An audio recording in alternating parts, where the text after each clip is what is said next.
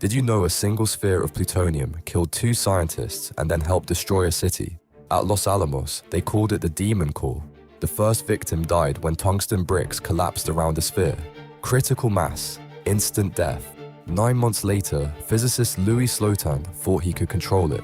He was showing off to colleagues, using nothing but a screwdriver to keep 2 metal hemispheres apart. The plutonium sat between them like a sleeping monster. His hand slipped. A blue flash filled the room. Deadly radiation washed over everyone. Slotin knew immediately what had happened. He calmly told his colleagues how long each of them had to live based on where they stood.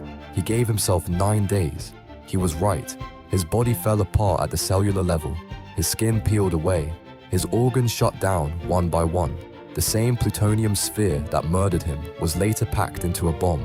3 weeks after Slotin died, it vaporized Nagasaki. The Demon Core had claimed its final victims.